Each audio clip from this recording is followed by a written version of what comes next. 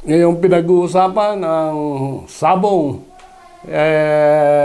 Again, we refer back to a Supreme Court decision na pag ang kaso ay illegal gambling, dapat yung mga police, yung mga arresting officers ay ilagay nila yung specific details of the gambling activity. And this is a case of two persons who were convicted by the Regional Trial Court of Presidential Decree 1602.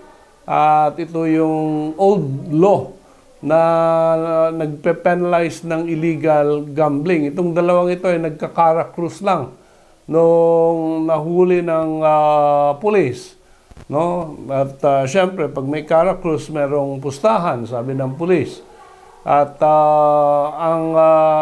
sabi ng pulis, merong nag-tip sa kanila na merong illegal gambling activity doon sa vicinity.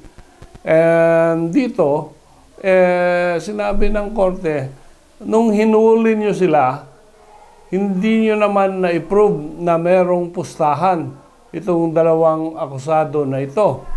No? Yung perang sinasabi nyo ay ginagamit sa flipping of the coin or yung Cara-Cruz.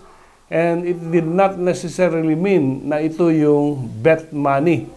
Wala silang nakita na pot money sa sahig. Hindi man nila masabi kung ano yung denomination ng mga pera na nakumpiska at kung meron man nakumpiska. Sabi dito, ang police must present clear and specific details of the gambling operations. So they have to identify the players, they have to identify the game being played, they have to identify the person taking the bet, and they have to present the actual money that was used in the gambling activity.